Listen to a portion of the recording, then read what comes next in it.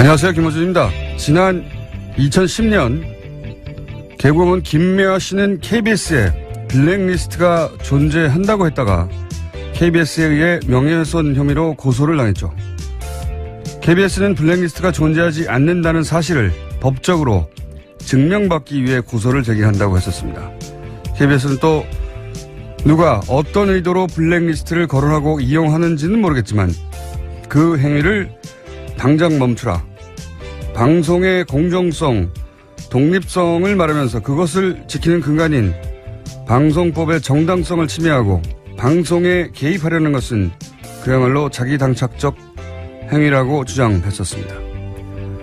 그러니까 있지도 않은 블랙리스트를 거론하는 것은 정치적 의도를 가지고 방송에 개입하는 것이라고 오히려 호통을 쳤던 거죠. 얼마나 그럴듯한 논리입니까?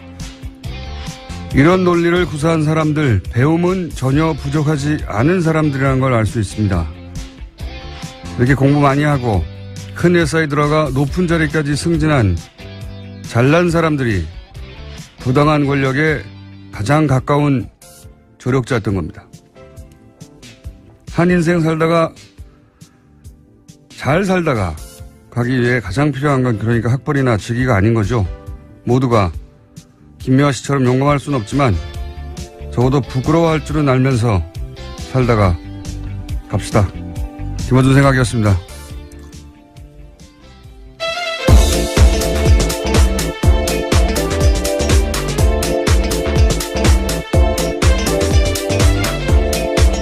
시사인의 김은지입니다. 네. KBS 이게 거의 7, 8년 전인데 KBS가 김미화 씨 고소했던 게 이제 그렇죠. 블랙리스트 없는데 있다고 KBS 김미화 씨가 주장했다고 이제 고소한 거잖아요. 김미화 씨를 그때 굉장히 몰아붙였습니다. 저도 네. 기억이 나는데요. 그러면서 제가 지금 오프닝에서 했던 이야기들 뭐 굉장히 어렵고 현학적이고 그다음에 정정당당하며 우리는 누가 정치적 의도 가지고 블랙리스트를 말하는가, 그들은 누군가 막 이런 거 확 장황하게 썼어요. 성명도 내고 보도자료도 내고. 읽으면서 참 그럴듯하다. 제가 다시 읽어보면서 이제 블랙리스트가 존재한다는 게 이제 나왔잖아요. 이런 글을 쓴 사람이 누군지 저는 궁금합니다. 이제 거꾸로 굉장히 공부 많이 하는 분이라고 느꼈거든요. 제가 읽으면서 이런 글을 쓴 사람이 누군지 이런 분들이 사실은 블랙리스트를 만들어내는 권력에 부역하는 거죠. 지금도 잘 먹고 잘 살 거라고 보는데. 하여튼 그런 생각이 들었습니다. 예. 블랙리스트의 존재를 찾아내는 게 다가 아닌 거죠. 예. 네, 그렇죠. 이제 수사가 시작되기도 했고요. 이 부당한 권력은 혼자서 살아갈 수 없거든요. 옆에서 꼭 조력자가 있어야 돼요. 예. 자, 오늘도 뉴스가 많습니다. 첫 번째 뉴스는요. 네, 어제 김명수 대법원장 후보자에 대한 인사청문회가 열렸습니다. 오늘까지 이어지는데요. 어제는 과거 인사청문회에서 주로 쟁점이 되던 재산, 병역, 표절 이러한 문제들이 전혀 제기되지 않았습니다. 대신에 자유한국당 의원들이 김 후보자의 경력과 경륜을 주로 문제 삼았습니다. 곽상도 의원 같은 경우에는 경험과 경륜이 부족한 분이 대법원장으로 들어가면 초보 운전자가 운전하는 것과 마찬가지다라고 주장했고요. 장제원 의원은 춘천경찰서장이 경찰 총수가 되고 육군준장이 육군 참모총장을 하는 셈이라면서 이런 것들은 쿠데타 이후에나 있는 것이다라고 비난했습니다. 그러니까 이제 초점이 경험 경륜이 부족하다 이런 거네요. 네. 평생 법관을 하신 분인데. 네, 그렇죠. 근데 이건 제가 보기에는 그 정당 뿌리가 군인 하다가 대통령 된 사람이 셋이나 되는 그런 곳에서 할 말은 아니지 않습니까? 박정희, 전두환, 노태우 전부 다 뭐 평생 정치하다가 대통령 됐나요? 예. 군인 하다가 바로 대통령 되는 사람들인데. 예. 경력이 부족하다라는 지적도요 굉장히 권위적인 발언입니다. 충분히 법관 생활을 오래 했던 사람에게 이런 식의 이야기를 할 수 없는 거죠. 아니, 평생 법관을 했죠. 예. 평생 법관을 했는데 최근 9년간만 따져서 예를 들어서 대법관이 못 됐다 이거 아닙니까? 자랑스러운 거예요. 대법관 출신이 아니라는 점 때문에 지금 네. 문제 제기를 하고 있는 건데요. 이에 대해서 어제 김명수 후보자가 자신의 입장을 밝혔는데 우리는 알겠지만 지금 시대에서 요구하는 대법원장 상이 그런 권위와 경력을 가져야 하는지 의문이다라고 맞받았습니다.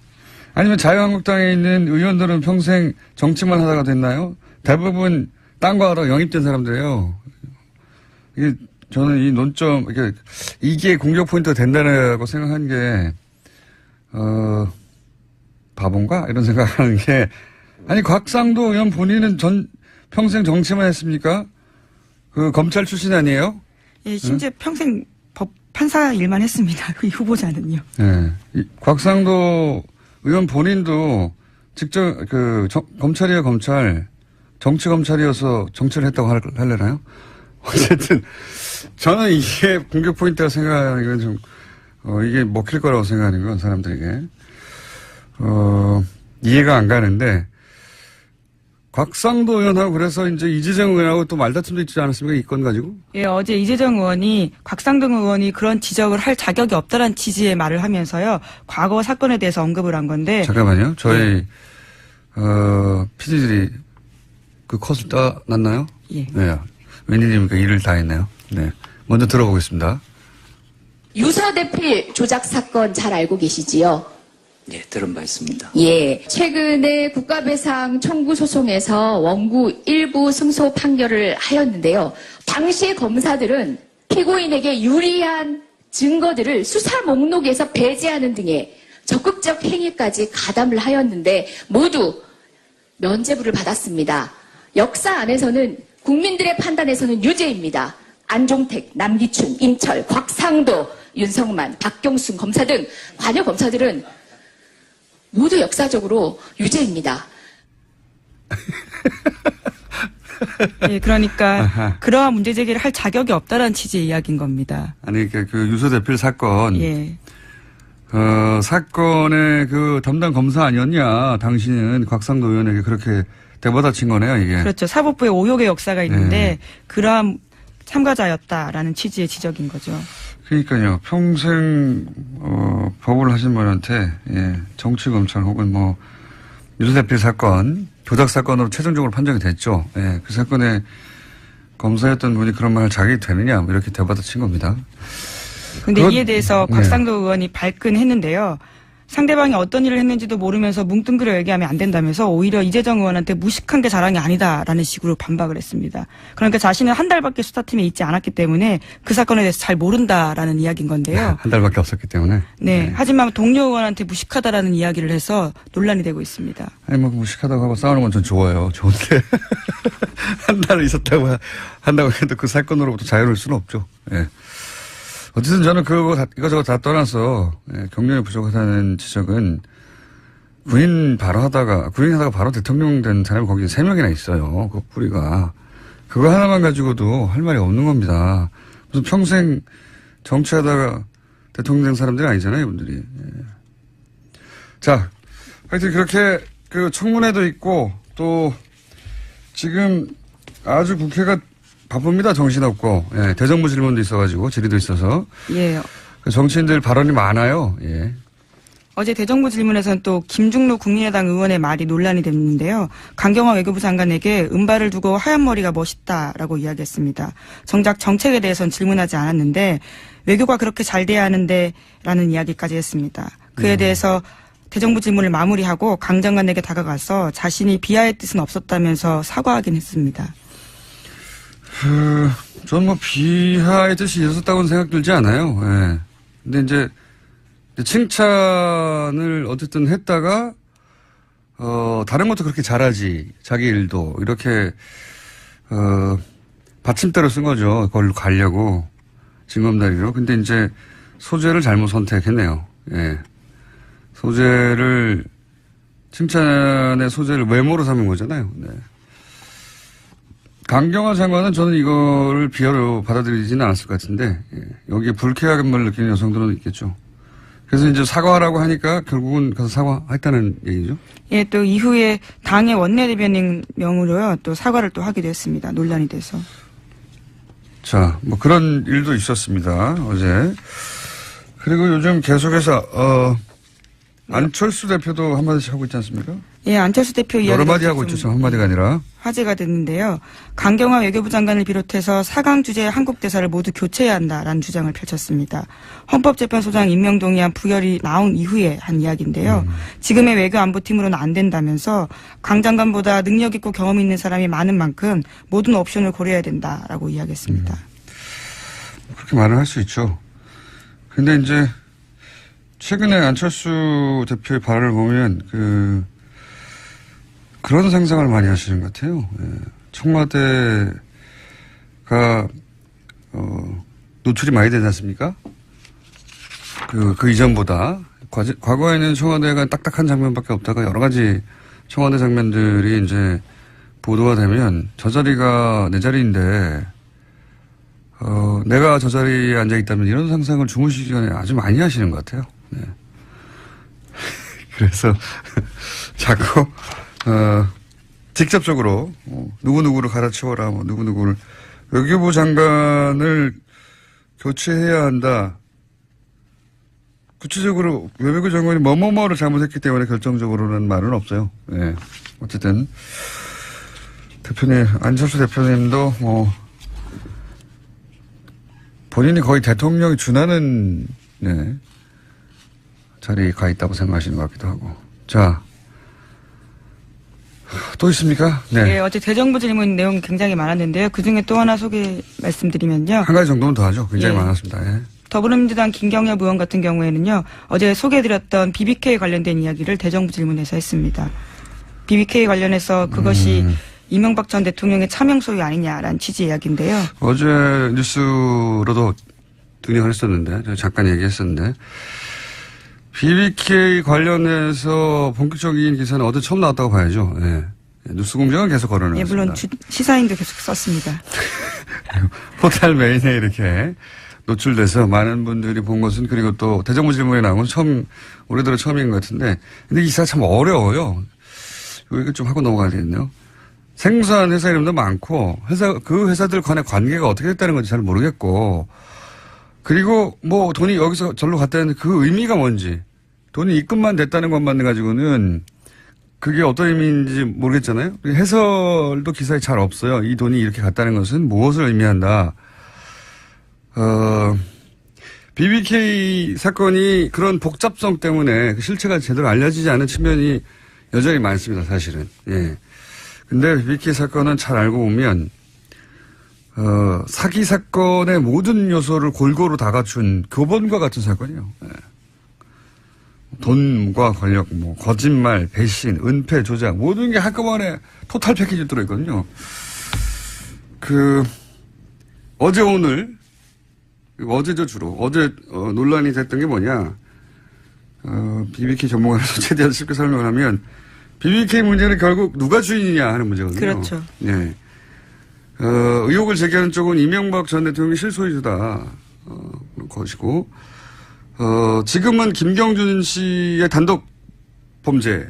실제로 그걸로 모두 실형을 살았습니다. 네, 단독 범죄로 법적으로는 판결이 난 상태인데, 이제 의혹을 제기하는 쪽은 만약 이명박 전 대통령이 진짜 주인이면 김경준 씨에게 적용된 모든 범죄 혐의가 그대로, 아니죠. 더 무겁게 되어야 한다. 뭐 그런 건데, 어제 나온 문건을 간단하게 말해서 뭐냐. 이제, LK뱅크로부터, 여기서부터 사람들이 막혀요. LK뱅크라니. 갑자기 뭐냐, 이건. 거기서부터 50억. 정확하게는 49억 9,999만 5천 원. 예, 40억이 좀 넘는 금액입니다. 5천 원은 수수료. 그러니까 50억을 하죠. 50억이 이명박 전 대통령 개인 계좌로 이체된 기록이 있다. 이거예요. 이게 어떤 의미냐. 김경준 씨가 당시에 내놓은 이면 계약서를 보면 그 돈은 BBK 주식을 LK뱅크에 넘기고 받은 주식 대금이에요. 이게 어떤 의미냐면 BBK 주식이 넘어가고 돈이 입금됐잖아요. 돈은 당연히 그 주식의 주인한테 가겠죠. 그런데 그 계좌가 이명박 전 대통령이니까 그러면 BBK 주인은 이명박이다. 3단 논법입니다. 간단하게. 그렇죠? 주식을 넘기고 돈을 받았어요. 그럼 돈을 받은 사람이 그 주식의 주인이잖아요. 예, 그렇죠. 그 주식의 주인이 곧 회사의 주인이잖아요. 그러니까 이명박 전 대통령이 BBK 주인이다. 간단하게. 그런 얘기입니다. 그런 게 나왔다. 이명박 전 대통령이 BBK 주인이었구만. 그 주식 팔고 돈 받은 거 보니까. 이렇게 설명하면 그나마 쉬울래나요? 네, 그런데 어제 나온 내용은 2007년에 검찰이 그 내용을 알고도 뭉갠 게 아니냐라는 의혹이 나온 건데요. 네, 검찰은 그것에 대해서 부인했습니다. 부인했죠. 그리고 네. 거기서 더 들어가면 좀 복잡하게 구조를 이해해야 되는데 일단 어제 나온 주장의 핵심은 이거고요. 그러면 LK뱅크가 뭐냐? 이것도 알아야 되잖아요. 오늘 여기까지만 30분 더 넘어가죠. 예. 왜냐하면 한 번에 안 들으면 잊어버려요. 이명박 전 대통령은 당시 정치재개하면서 인터넷 종합 금융회사를 세우려고 했던 겁니다. 그리고 여기에 지주회사, 투자자문회사, 그리고 은행을 만들려고 했어요. 투자자문회사가 BBK고, 인터넷 은행이 이뱅크 증권중개, EBK라는 거고, 잊어버려도 됩니다, 지금은. 그것의 지주회사가 LK뱅크예요. 이 세 회사가, 이름이 벌써 여기서 네, 복잡해지기 회사가 시작하잖아요. 너무 많이 나오는데요. 너무 많이 나오죠. 예. 세 회사인데 사실 다 같은 회사입니다. 왜 같은 회사냐? 사무실도 같고, 사무용품도 다 같은 계좌로 구매했고, 여기 있던 돈이 거기로, 저기 있던 돈이 여기로, 이렇게 쌈짓돈처럼 왔다 갔다 했고, 그러니까 BBK가 이명박 전 대통령 소유면 다른 회사들은 전부 다 이명박 전 대통령 회사인 거예요. 이 구조가. 그래서 간단하게 줄이면, LKE뱅크는 BBK 지주회사 구조지만 실제로는 같은 회사. 그러니까 이름을 구분할 필요가 없어지는 겁니다. 다 같은 회사예요, 실제로는. 예. 오늘 여기까지만 진돌 나가죠. 이름에 현혹되지 마라. 다 같은 회사다. 예. 한 번에 너무 많이 못 알았기 때문에. 자. 예, 대정부 질문 이야기를 하다가 여기까지 갔는데요. 너무 멀리 왔네요. 예, 네. 대정부 질문 이야기 조금 더 말씀드리면 또 이낙연 국무총리가 이번에 대정부 질문에서 떠오르는 인물이 됐습니다. 굉장히 핫합니다. 예, 네. 야당 의원들이 여러 번 말문이 막혔는데요. 네. 통상 대정부 질문에서는 의원들이 더 집중을 받는데 이번에는 이낙연 총리가 존재감을 보였습니다. 보통은 이제 그 끌려나온 정부 부처, 장관이나 총리가 곤욕을 치르는 장면이 이제 화제가 되죠. 근데 그저께부터 이낙연 총리가 그 야당 의원들 대받아치는 멘트들이 크게 화제가 되고 있습니다. 이미 인터넷에 많이 유포됐고 포털에도 나왔는데, 그제 어제 나왔던 것 중에 못 들으신 분을 위해서 대표적인 컷 한두 개 저희가, 들려드리겠습니다. 총리께서는 지금 수십조씩이나 퍼붓고 있는 복지 예산을 늘릴 때라고 생각하십니까? 안보 예산을 늘릴 때라고 생각하십니까? 안보 예산도 필요한 건 늘려야 되겠죠. 그리고 그 복지 예산 늘어난 것은 대부분 지난 대선 때 모든 정당들이 공통으로 공약했던 사항들이 먼저 이행되고 있다는 말씀을 드립니다. 예, 총리 들어가십시오. 최근에 MBC, KBS 불공정 보도 보신 적 있습니까? 어떤 보도입니까? KBS나 MBC에서 불공정한 보도를 한 걸 혹시 기억나시거나 본 게 있습니까? 잘 안 봅니다. 네. 안 보십니까? 네. 꽤 오래전부터 좀 더 공정한 채널을 보고 있습니다. 아주 답변이 촌철살인이에요. 그 속에. 예, 첫 번째 이야기는 바른정당의 김무성 의원의 질문이었고요. 두 네. 번째는 자유한국당의 박대출 의원의 질문이었습니다. 지금 복지가 중요하냐, 안보가 중요하냐, 복지에서 너무 많이 쓰는 거 아니냐 그랬더니 그거 다 공약에 있는 것 중에 같이 공통적인 것만 해가 다 공약을 내세웠던 거라는 거죠. 예, 그리고 김무성 의원의 대답이 더 재미있습니다. 그러니까 네. 들어가라고 이야기하거든요. 네, 그렇군요. 들어가십시오. 그게 더 재밌었고. 그리고 KBS, MBC 불공정 보도를 하는데 뭐가 불공정 보도냐. 그러면 뭐라도 하나 예를 들면 그걸 가지고 그게 왜 불공정이냐 이렇게 공격하려고 이제 프레임을 짜왔죠. 근데 안 맞습니다. 안 맞습니다. 보다 공정한 방송을 오래전부터 보고 있습니다. 네. 그 외에도 아주 많습니다. 네. 이게 이제 들려드린 거는 화제가 되기 시작한 그저께 네, 그렇죠. 예, 발언들이고 어제도 화제가 된 발언들이 많은데 오늘 시간이 별로 없네요. 예, 그건 저희가 또 내일 모아서 한번 들려드릴까요? 뭐가 더 있다고 지금 저희 PD들이 자기들이 일 잘했다 이거죠. 예, 고생을 많이 하십니다. 아침마다 얼마나 고생하시는지 내가 늘 보는데요. 제가 하나만 더 예. 저렇게 자기들이 잘했다고 막 팔을 흔들고 빨리 틀어야 된다고 하는 경우는 거의 없거든요. 보통 어제도 화제가 됐으니까요. 눈 감고 자고 있기 때문에 보통 방송 시작되면 자 번개도 잘 안 나오고 자, 그러면 어제 화제가 된 거, 한두 토막 들려드리겠습니다. 9월 4일 우리 정부는 한미 두 정상이 전화 통화에서 미사일 탄두, 방금 말씀하신 중량 해제에 합의했다고 발표했습니다. 그러나 백악관은 한국 정부가 미국산 첨단 무기를 대량 구매하는 것을 승인했다. 이렇게 발표했습니다. 우리 정부는 왜 이 사실을 숨깁니까? 모든 것을 공개하고 소통한다는 문재인 정부가 이래서 되겠습니까? 그 당시에 두 정상의 통화에서 합의된 것은 삼축 체계의 조기 구축을 포함한 국방력 강화의 필요성에 대해서 원칙적인 합의를 했습니다. 구체적인 무기 구매에 대해서는 언급이 없었습니다. 박 의원님께서 한국 청와대보다 미국 백악관을 더 신뢰하지는 않으시리라고. 그렇습니다. 저는 지금까지 백악관 발표가 다 맞는 거예요. 네. 자. 박지원 의원의 질문에 이낙연 국무총리가 대답하는 내용이었습니다. 예, 굉장히 많이 준비한 줄 알았더니 또 PD가 겨우 하나 준비했어. 아니, 여러 개 준비하신 걸 알고 있습니다. 자, 하여튼 정치권에서 이렇게 대정부 질의하고, 그리고 청문회 하는 게 과거에는 이렇게까지 조명을 받지는 않았어요. 예, 그런데 이제 공방도, 재미있고, 예, 그 안에 이제 해악도 좀 있고, 그리고 쟁점들도 등장해서 이런 대정부 질의 혹은 반박 또는 뭐 주고받는 공방들이 꽤 화제가 되고 있어서 좀 재밌는 현상입니다. 그리고 총리가 스타가 되는 경우는 잘 없거든요. 아무래도 주로 방어의 역할을 하기 때문에요. 총리는 공격수가 아니기 때문에. 가능한 무난한 얘기를 개별 장관이 또 따로 있잖아요. 예, 개별 부처의 그렇죠. 장관이. 거긴 좀 첨예해도 장관은 좀 포괄적이고 무난한 답변을 하기 마련인데 그 무난한 답변을 안 한 건 아니에요. 무난하게 답변했는데도 불구하고 그 안에 이제 짧은 해악 촌철살인 혹은 반론 상대방 질의하는 사람 분명히 크게 준비한 질문이고 함정에 빠뜨리려고 하는 건데 그걸 대받아서 상대를 함정에 빠뜨려서 아주 최근 인기가 급상승하고 있습니다. 네. 저희 방송에 한번 모셔보겠습니다.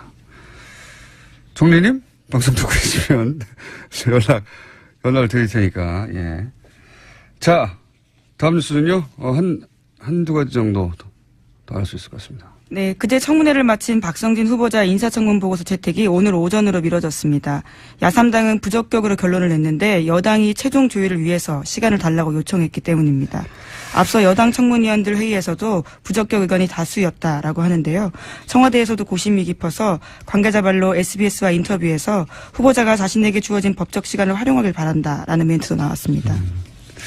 우리나라에 뭐 종교부가 있는 건 아니잖아요. 그러니까 이게 특히 중소 벤처 기업 이러면 이제 꼭 그런 건 아니지만 IT 쪽에 관련 업체들 혹은 뭐 업무들이 많을 텐데 이제 기본적으로 그런 과학을 한 사람들은 모욕적으로 들릴 정도의 발언이죠. 예를 들어서 뭐 지구 나이가 얼마나 됐냐? 6,000년이라는 발언을 했습니다. 제가 보기에는 이분이 과연 여당 내에서 지지를 받겠는가. 다른 부처는 또 모르겠습니다만 무려 장관인데요. 중소벤처기업부인데요. 그리고 자 그렇고요. 6,000년 이거는 아니지 않습니까? 이렇게 말하는 건 자신의 신앙을 개인적으로 믿는 건 상관없는데 어쨌든 청문회 자리에 나와서도 그렇게 공개적으로 얘기했다는 것이고 청문회 자리에서 이 정도로 얘기했다면 자신의 종교가 모든 분야에 영향을 미친다고 봐야죠. 이렇게 믿는다면. 자, 이 정도 해야 되겠네요. 예. 오늘 뉴스가 많았는데. 예, 네이버 관련된 소식 하나만 더 전해드리면요. IT 연결해서요? 네. 예.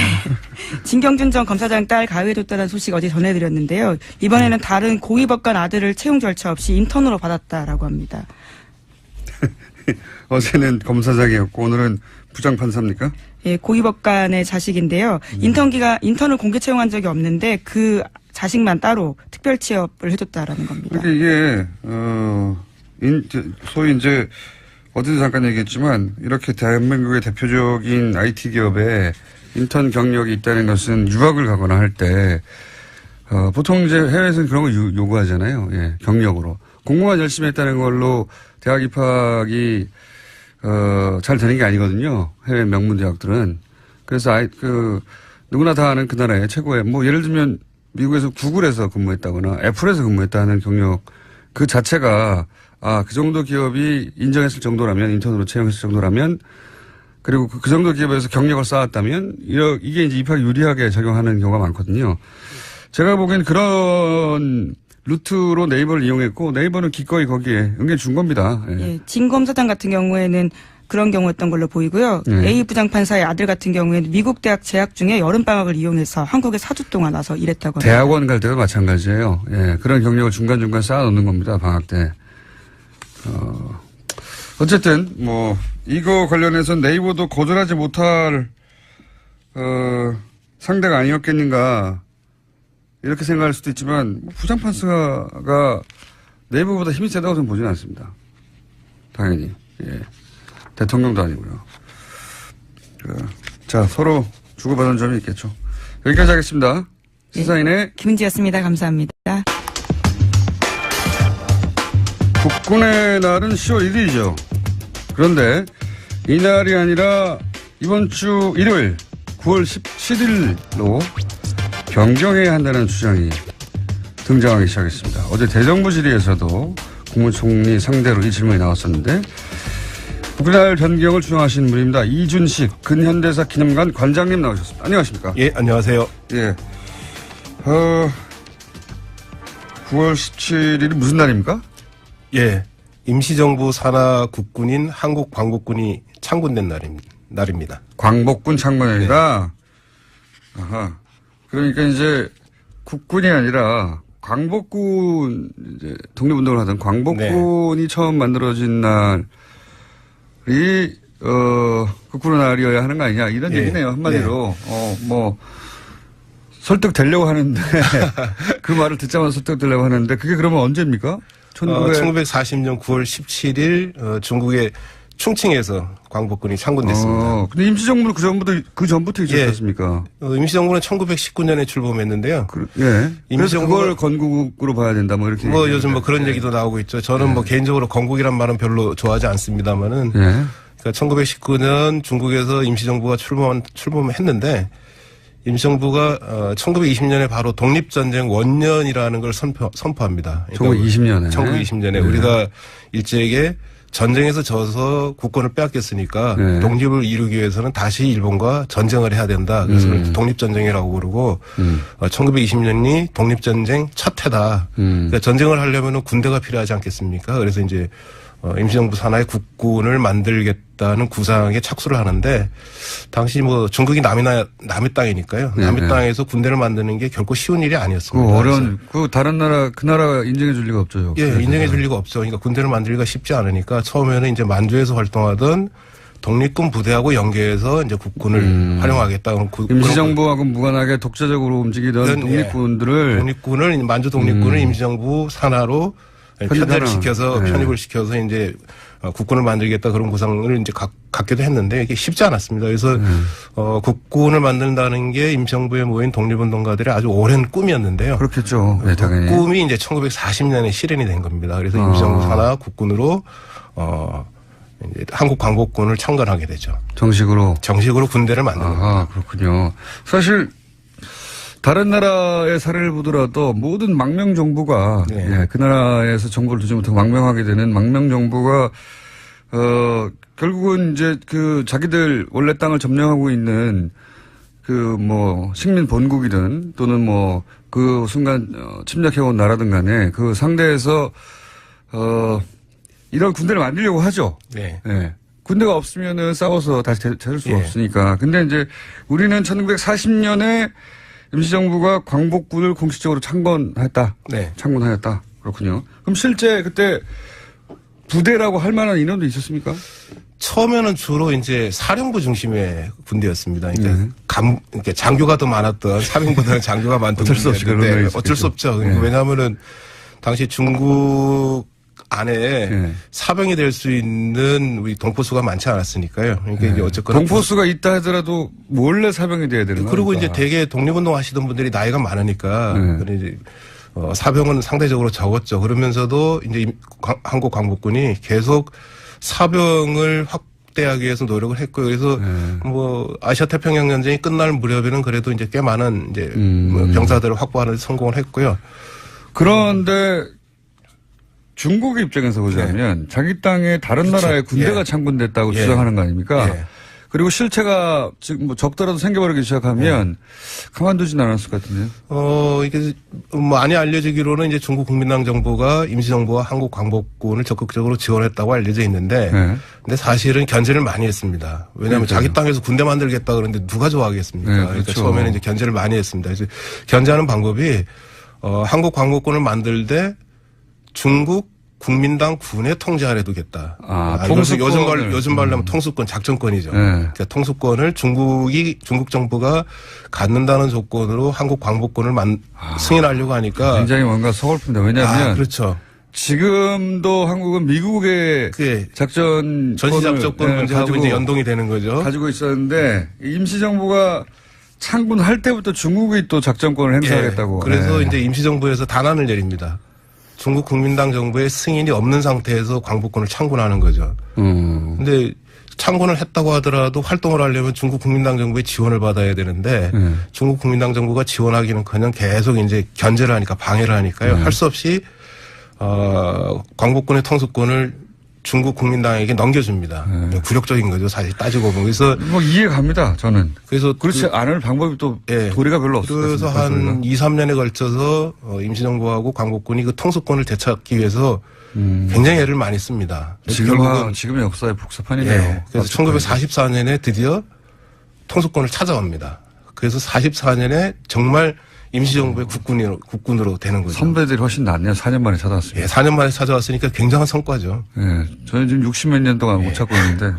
어쨌든, 지금, 우리 국군이 미군에게, 작전 통제권을 넘기고, 전자권을 넘기고 아직 되돌려받지 못하고 있는,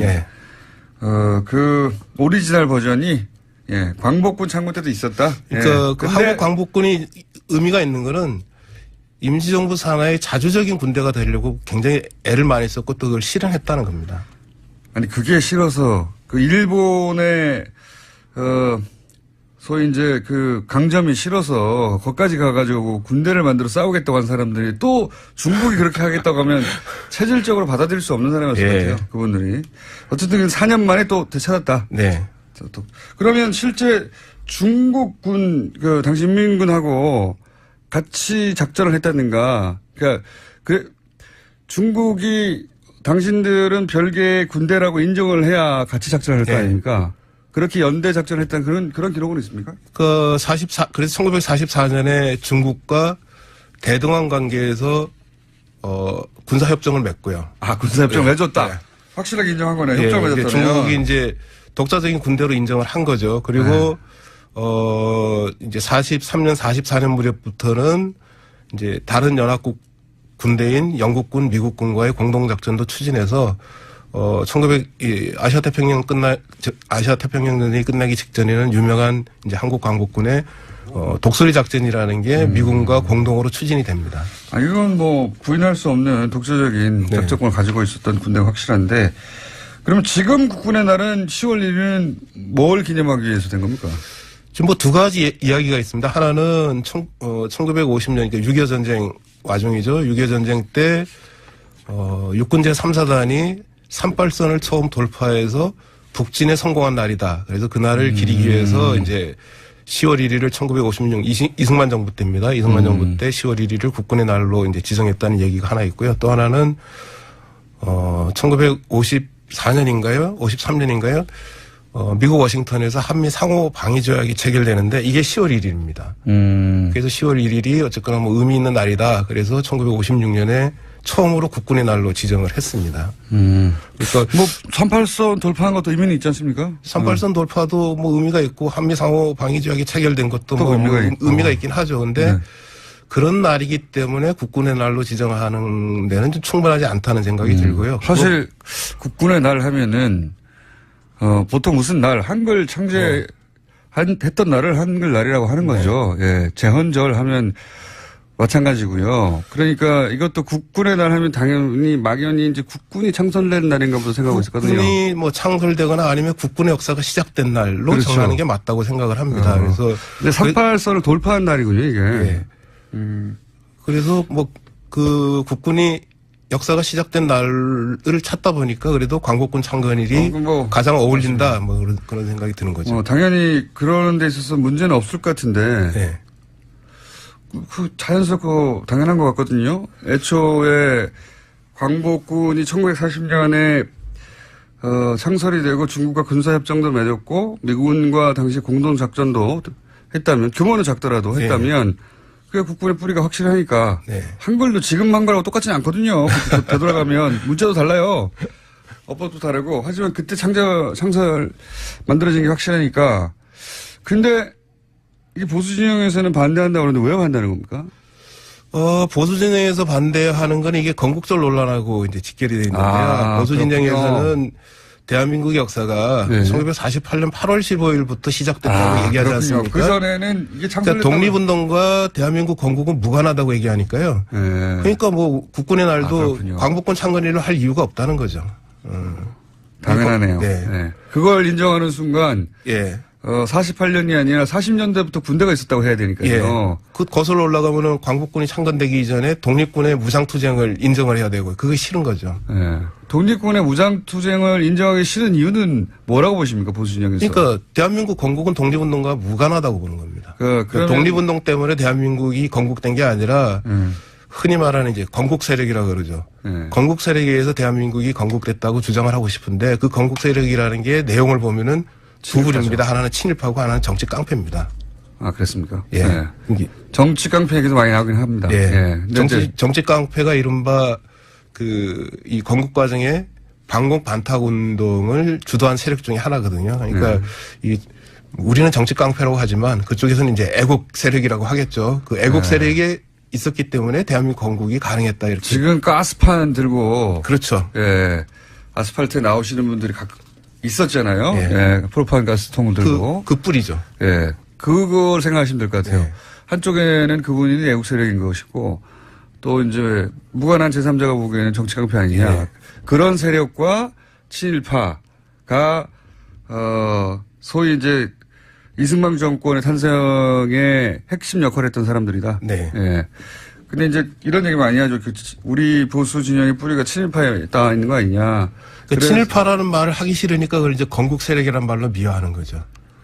실제 그 친일파라고 불릴 만한 세력이 이승만 정권의 주축을 이뤘습니까? 예를 들어 군만 얘기하자면요. 군대만. 오늘은 군대 얘기입니다. 이른바 그 국군이 만들어지고 난 다음에 1960년까지 국군의 주류라고 할 수 있는 육군 참모총장을 보면은 모두 다 일본군이나 아니면 만주군 출신이었습니다. 60년까지 그랬습니다. 박정희 대통령도 뭐 일본 장교 출신. 뭐 박정희 전 대통령은 뭐 육군 참모총장을 지내지는 않았으니까 육군 참모총장 명단만 놓고 보면은 10몇 년 동안 만주군 내지는 일본군 출신이 육군 참모총장을 지냈고 그러니까 결국은 뭐 육군의 주류가 일본군 출신한 얘기죠. 만주군이라는 게 독립군을 때려잡던 것이거든요. 정반대로 독립군이 아니라 만주에서 독립운동을 했다는 게 아니에요. 만주군은. 일본의 괴뢰 국가인 만주군의 만주국의 국군이죠.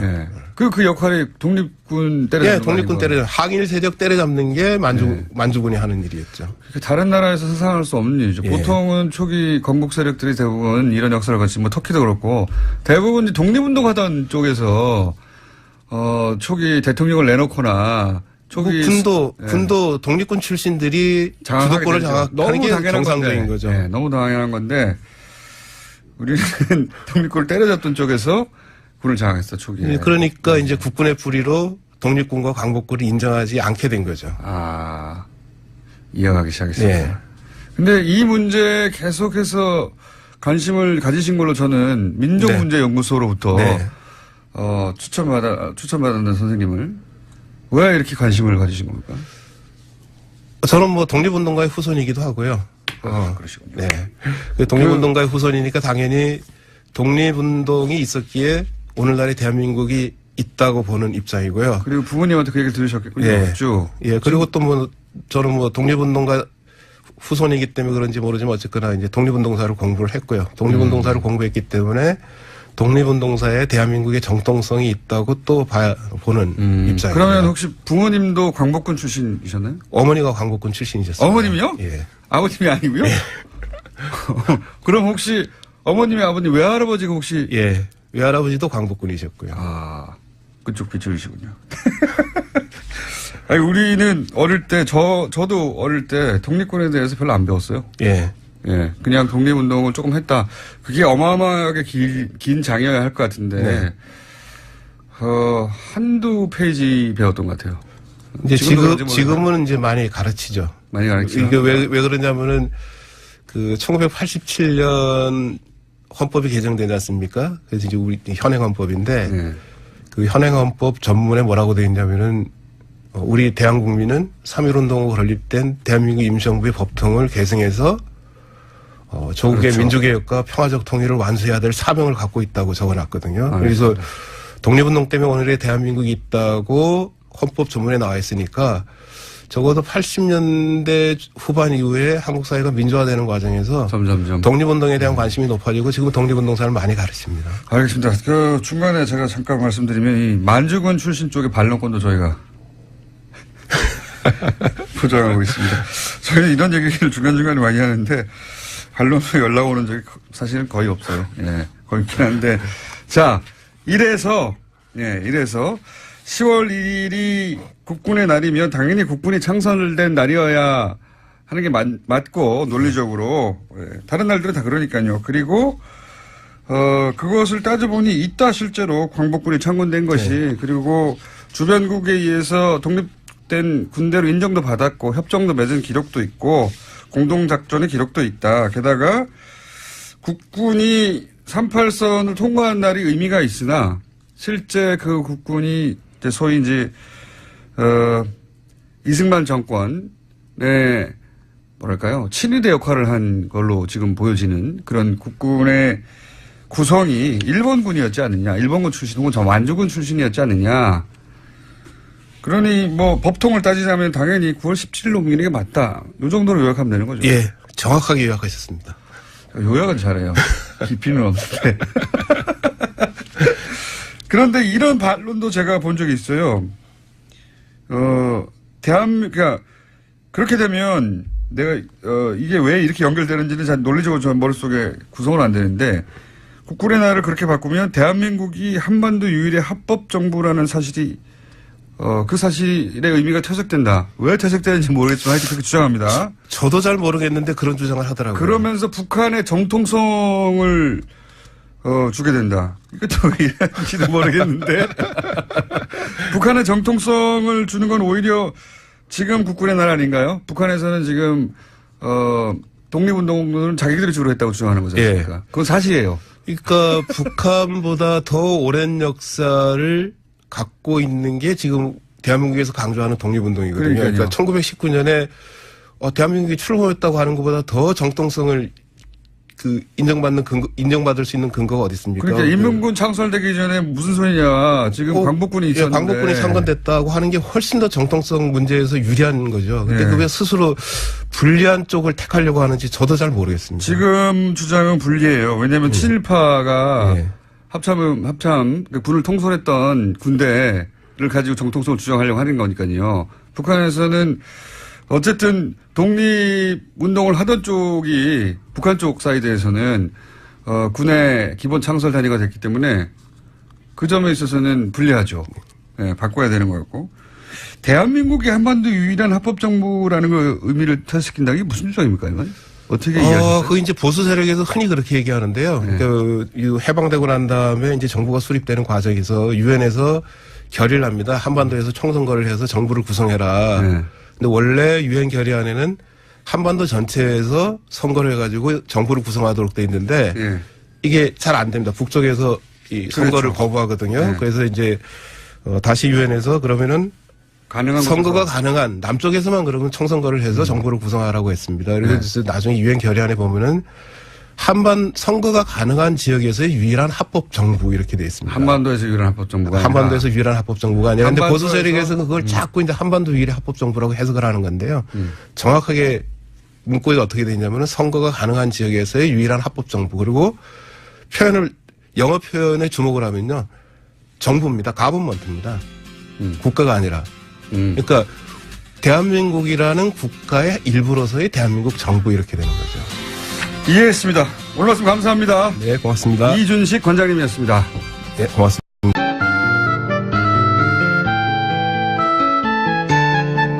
가장 인기 있는 코너 노르가즘 정의당 노회찬 원내대표 나오셨습니다. 안녕하십니까. 네, 안녕하세요.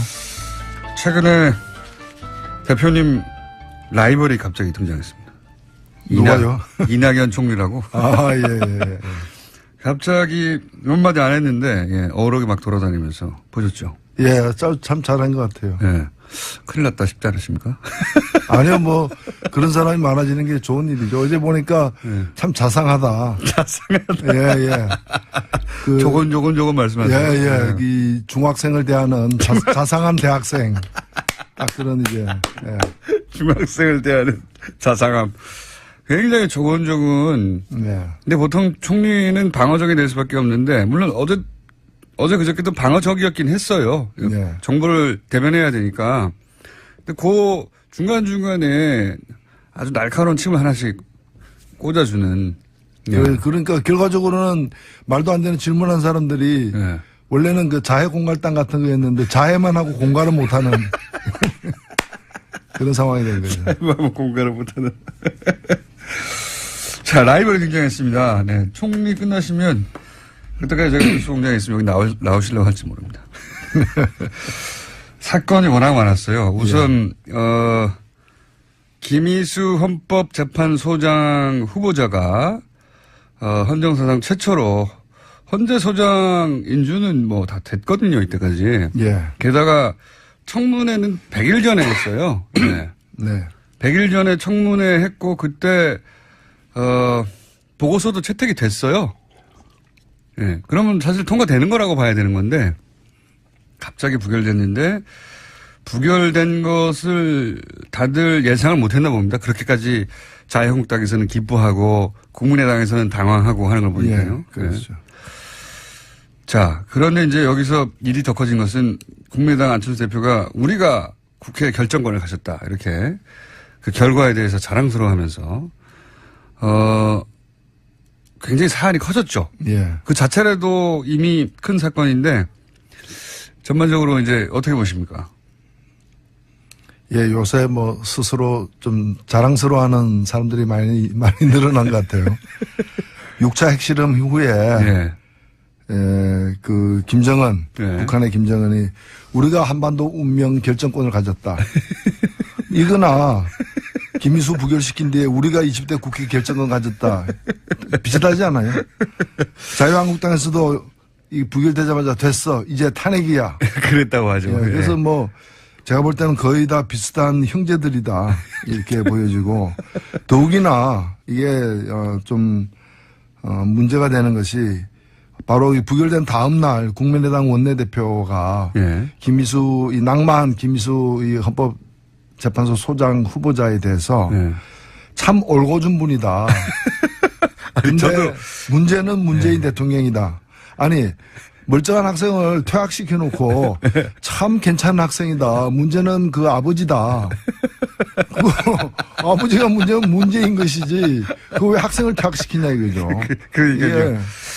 그게 이제 그 전북 출신의 첫 호남이 배출하는 헌재 소장이 되게 직전인 분이었고 예. 국민의당이 반대만 안 했다면 게다가 박지원 대표가 헌법재판관으로 추천했던 분이고 예.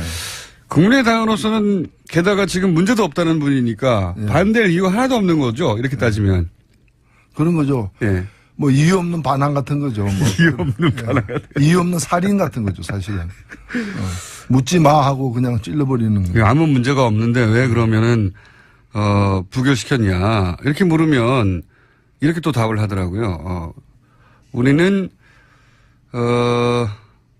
뭐랄까요? 당론이었기 때문에, 예, 민주적인 정당이라서 그랬다. 뭐, 이렇게.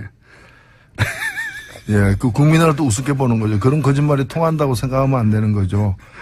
사실 일정하게 이렇게 그 표를 그 나누어 가지고 찍도록 네. 만들었기 때문에 이런 결과가 나오는 거죠. 그럼 자기들도 결과를 알 수 없는 일을 밀어붙였다는 얘기밖에 더 됩니까?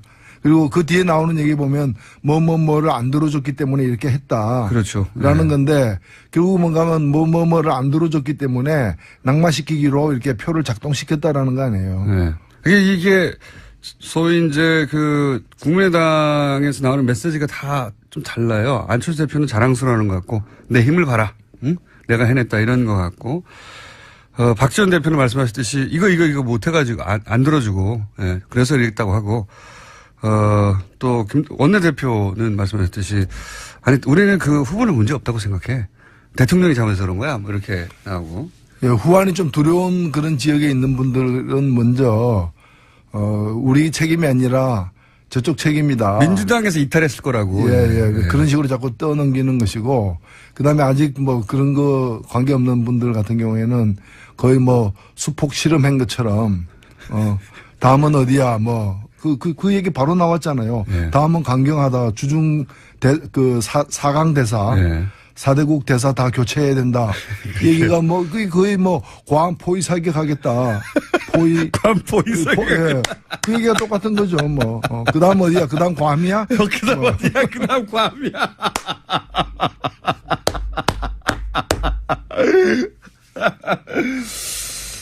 방금 저희가 이낙연 총리가 화제라고 라이벌이 등장했다고. 네.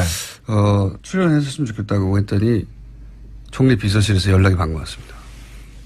9월 26일 날 저희가 1주년 기념일이거든요. 공개방송. 예. 그때 출연이 확정됐어요. 아, 그래요. 감사드리고요. 이 총리님. 예. 그리고 제가 지난번에 그 총리 그 만찬 초청으로 갈 때. 예. 제가 우리 의원실에서 술을 담가가지고 가져갔어요. 막걸리 좋아하신다 그래가지고. 낙연주라고 이렇게 브랜드까지 붙여가지고. 그거 드시고 힘난 거 아닌지 모르겠네요.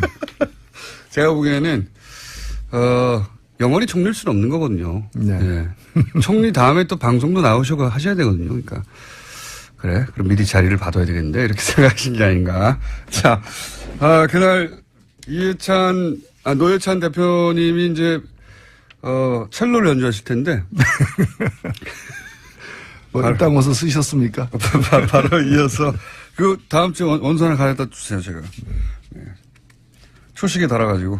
30초 후에 폭파되는 걸로. 자, 이낙연 총리가 화제라는 얘기 하니까 바로 전화 오지 않습니까? 총리 비서실에서 받았는지, 총리님이 들으셨는지 모르겠습니다만, 감사드리고요. 이때 두 라이벌이 부딪히겠군요. 그날 나오실 거죠? 예, 나와야죠. 예. 총리 나오니까. 예. 나보다 얘기 있으면 안 되니까. 자, 그 김민수 재판관은 그런데 또 한 축의 사법부 수장, 예. 대법원장, 김명수 대법원장, 이렇게 연달아서 이런 이슈가 나오기도 참 드문 일인데, 헌재 재판 소장 후보자 인준은 부결됐고, 어제, 그리고 오늘도 김명수 대법원장 후보 인사청문회가 이제, 어제 이어질 텐데, 보수정당에서는 이제 경륜이 부족하다고 공격을 하고 있어요. 경륜이 부족하다. 경찰서장 하다가 갑자기 총장 될 수 없는 거 아니냐, 뭐 이런 식의. 그 비슷한 얘기가 있었죠. 아니, 대학도 안 나오고 상고 나왔는데 웬 대통령이냐. 네, 그랬었죠. 예, 그래서 거기서 대통령이 2명이나 나왔잖아요. 예. 아니, 저도 이 얘기 듣고 바로 생각난 게, 예. 아니, 자기들은 군인 하다가 바로 대통령 된 사람 3명이나 배출했으면서. 예비군복도 안 입어보고. 그러니까요.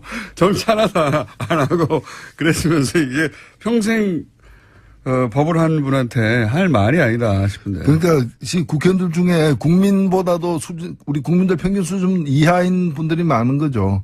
우리 국민들은 이런 얘기 안 하지 않습니까?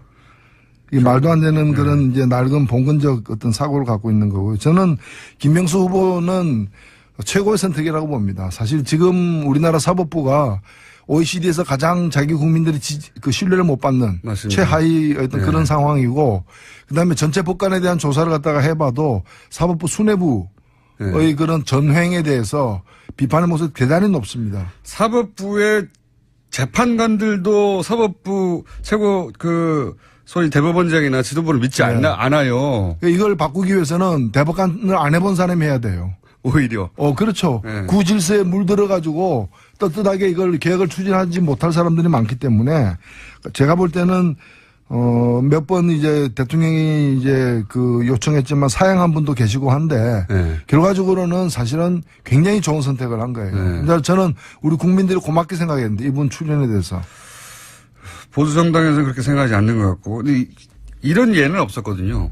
예전에 무슨 각종 비리라든가 땅 문제라든가 재산 문제라든가 부동산 이런 걸로 주로 공격을 받았어요. 모든 후보들이 거의 일관되게. 근데 이분은 그게 없다 보니까 경륜이 부족하다고 하는 논리가 지금 튀어나온 겁니다. 그 경륜이라는 게 왜 위장 전입 경륜도 없고 경력도 없고 왜 탈세 경력도 없고 왜 병력 미필의 그 불법적인 예. 그런 경력이 없느냐. 없어서 우리를 왜 이렇게 당황스럽게 만드느냐 이런 거 아닐까요? 자, 김명수 대법원장 후보자에 대해서 인사청문회 오늘도 있습니다. 네. 오늘도 관심 있으신 분들은 지켜봐 주시고. 그리고 뭐 이분에 대해서 우리법 연구회 자꾸 그 얘기를 하는데 이 우리법 연구회가 무슨 불순단체처럼 맞아요. 이렇게 네. 마치 그거 연관돼 있으면 나쁜 것처럼 보이는 얘기를 하는 게 이거는 매도하는 거라 봅니다. 이 좀 찾아보시면 알겠지만 우리법 연구회라는 게 우리가 1987년 이제 6월 항쟁으로 이렇게 민주주의가 시작됐지 않습니까? 근데 사법부만큼은 6월 항쟁 이후에도 과거 전두환 시절에 임명된 그런 대법원장 체제가 그대로 맞습니다. 유지됐어요. 예. 그래서 여기에 젊은 판사들이 반기를 들어가지고 그 우리법 연구회라는 이제 법원 내에 학술 조직이 만들어진 건데 사법 저는 체계를 뒤집지 못하니까 내부적으로 그죠? 그렇죠. 네. 저는 그럼 그 88년에 우리법 연구회에도 이런 말 안 올린 사람들은 도대체 누구냐? 거꾸로 나는 우리법 그 당시에 우리법 연구회에 안 들어갔다면 그게 문제가 될지언정 그 들어간 게 왜 문제가 되느냐 이거죠. 뭐 소위 이제 좌파 종북 프레임을 사법부에 대해 한번 정리해 보려고 하는 시도가 아니겠는가 저는 그렇게 생각이 드는데 이건 어떻습니까? 이런 와중에 박성진 중소벤처기업부 장관 후보자도 지금 여당 내에서도 제대로 지지를 못 받고 있어요. 예. 이분은 결국 어떻게 끝날까요? 정의당이 반대하면 이때까지 항상 낙마했는데. 아니요, 뭐 그 정의당의 주장이 중요한 건 저는 아니라 보고 국민들의 눈높이와 상식이 중요한데 이분은 그 인사청문회를 한 결과 자격이 안 된다. 부적격. 장관으로서 전문성도 부족하고 여러 가지 그다음에 가치관 뭐 철학 다 통틀어서 결격 사유가 많다라는 게 대체적인 어떤 그런 판단입니다.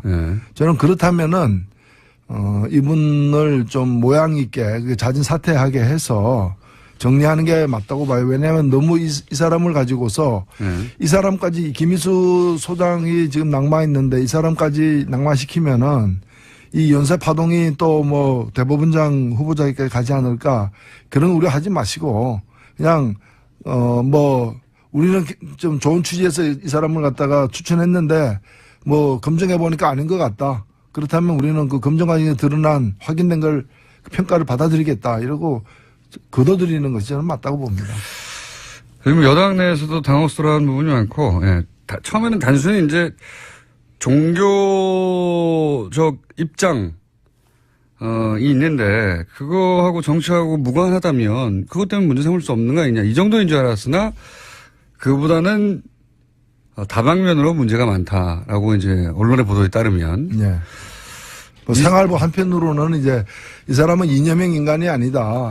그냥 생활 수준에서 생활의 약간의 보수 좀 수준. 보수적인 저는 이런 문재인 정부 하에서도 보수적인 분들이 있을 수 있다고 봐요. 저도 그렇게 생각합니다. 보수가 뭐 죄입니까? 그 보수적인 철학을 가졌으되 또 이 정부에 복무할 수 있는 사람도 있다고 보는데 이분 같은 경우에는 그냥 생활 보수가 아니라 그냥 생활 극우예요. 그러니까 이 좀 극우적 생각이 뼛속 깊이 이렇게 물들어 있는 거고 그렇다 해서 그럼 전문성은 뛰어나느냐. 네. 그것도 별로 아니다고 보여지는 거죠. 저도 이분이 이 장관 후보까지 올라온 과정이 좀 미스테리합니다. 대부분 이때까지는 그런 이유로 여기까지 왔나 보다. 낙마한 분들도 납득이 갔는데 이분 좀 미스테리합니다. 네. 제가 듣기로는 이분이 28번째라 그래요. 그래요? 중소벤처부 장관을 갖다가 임명하는데 처음에 이제 그냥 그 이론만 있는 게 아니라 실물 경제, 벤처를 실제로 해봐서 성공한 어떤 경력이 있는 가능하면 분 중에서 고르려고 그쪽을 갖다가 사람을 찾았는데 괜찮은 사람이 많았음에도 불구하고 전부 다 자기가 보유하고 있는 주식, 장관이 되는 순간에 백지 신탁을 해야 되는데 그렇게 되면은 기업을 잃거나 그렇죠. 사업에 큰 문제가 있기 때문에 차라리 장관 안 하겠다라고 27명이 사양을 했대요. 그 장관까지 갈 정도의 성공을 했다면 나름 그 업계에서 성공을 한 분일 텐데 그렇죠. 주식을 백지 신탁해야 되거든요. 그러면 이익 충돌 문제 때문에. 그래서 그 업계에서 고르지 않고 바로 업계 옆에 있는 옆 동네에서 그러다 보니까. 그 학계에서 이런 걸 좀 해봤던 분들 고르다가 처음 걸린 분이 이분이라 그래요. 그래서 인력 풀이 어려워. 굉장히 이렇게 오랫동안 이분을 한번 국무위원으로 해봐야 되겠다라고 이렇게 한 게 아니고 이제 딴 데서 찾다가 1순위부터 27순위까지는 그렇게 되니까 시간이 밀리는 거죠. 지금 국무위원 중에서는 맨 마지막이잖아요. 시간이 밀린 거고. 그래서 제가 그렇게 처음부터 파악하셨군요. 네. 처음부터 좀 이 정치인을 포함해서 폭넓게 사람을 갖다가 이렇게 고르려고 했으면은 좀 더 쉽게 풀릴 수 있는 문제였다. 저는 그렇게 보입니다. 알겠습니다. 저는 이런 일이 있으면 물어보지는 않거든요. 그냥 물어보지는 않았는데 다 물어보셨군요. 아니요. 가만히 있는데 설명을 해주더라고요. 가만히 있는데 설명을 해주더라고. 왜 이런 분을, 제가 물었거든요. 아닌데, 왜 이런 분을 왜 이렇게 된 거냐. 추천했다니까, 실은 이러면서 이제 설명이 있었습니다. 이러저러한 사정이 쭉 있었다. 조금 이해가 갑니다. 자, 정부의 사정을 정부보다 더 잘 알고 있는. 자, 그 다음 또 있습니다. 제가 보기에는 이 사안은 여러 뉴스에 묻혔는데 사실은 정치 지형에 미치는 영향으로는 지금까지 얘기한 뉴스보다 훨씬 큽니다. 뭐냐면 김무성, 유승민 의원이 이제 키스 사진이 화제가 됐어요. 네. 어제 하태경 최고위원 나와가지고 그게 이제 자발적으로 한 게 아니라 그 사진 뒤에 보면 양쪽에서 끌어당겨서 강제로 시킨 거다. 예, 라고. 이게 키스에 대한 모독이죠. 예, 사랑하지 않으면 키스를 하지 말아야 되는데, 뭐 죽음의 키스도 아니고. 죽음의 키스. 예, 이거는 보는 사람으로 하여금 성적 수치나 혐오를 조장할 수 있는 그런 장면이었습니다. 크게 동의하고요. 크게 동의하고. 이제 그 키스로 그 사진만 노출됐기 때문에 두 양반이 사이가 좋은가 보다. 이런 이미지를 유포하였으나 실제로는 그 뒤에 그 어떤 알력 다툼, 세력 다툼을 보면 현재 통합파 언제부터 이렇게 되는지 모르겠습니다만 지금은 분명한 통합파. 그러니까 자유한국당과 다시 어떤 형식으로든 연대하거든 합쳐야 한다는 통합파를 이끌고 있고 김무성 대표가. 그리고 아니다. 우리 스스로 힘을 길러서 우리가 보수의 중심이 되고 시간이 걸리더라도 그렇게 가야 된다. 자강파, 유승민. 이렇게 갈라져 있는 겁니다. 게다가 그 앞에는 유승민 개로 자강파의 선두주자 혹은 가장 강성 의원이었던 이해운 대표는 날아가고 갑자기. 날아가면서 그 권력의 공백 이 두 파가 막 부딪히고 있는 거예요. 누가 이기냐에 따라서 바른정당이 뽀개지거나 합쳐지거나 사라지거나 이럴 수도 있는. 그러니까 원래 이 당 내에는 우리가 알다시피 그 통합파와 그다음에 자강파의 그 대립과 갈등이 이렇게 내재돼 있었는데 겉으로는 잘 안 드러났죠.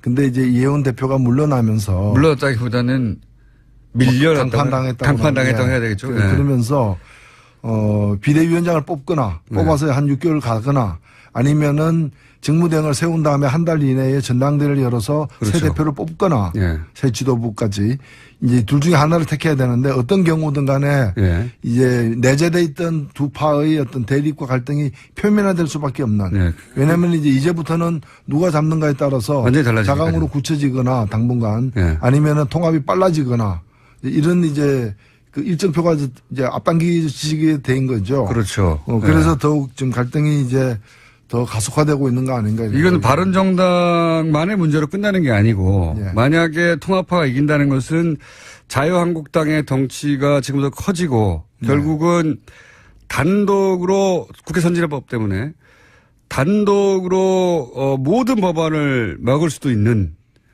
그 숫자에 불과 12석 모자라거든요. 예. 그 자유한국당이 그 일단, 12석을 예. 어떻게든지 확보하려고 노력할 것이다. 그렇죠. 자유한국당의 원내 이니셔티브 영향력이 강화되는 건 사실이죠. 왜냐하면 일단 지금 이제 바른당까지 합치면 127석이 되고 그렇게 되면 네. 120석인 민주당보다도 더 많아지니까 원내 네. 1당이 되는 거죠. 예. 그렇게 되면 원내 이제 그 여당이 예. 이제 제1야당이 원내 1당이 되는 네. 이제 그런 상황이 되고 이제 야당들 사이에서 이제 보수 야당이 둘밖에 안 남는 거죠. 예. 국민의당까지 해서 그렇게 되면 야당들 사이의 이니셔티브가 더 커지는 거고 지금은 사실 107석이긴 하지만은 지금 그 넋이 나가 있는 상태거든요. 단독으로 뭘 할 수는 없거든요. 뭘 할 수도 없고 예. 할 의사도 없고 상태도 좀 정상같이 보이지 않고 뭐 지금 그런데 이게 127석이 되면서 좀 달라질 수가 있죠. 120석만 넘어도 단독으로 저지가 가능하지 않습니까?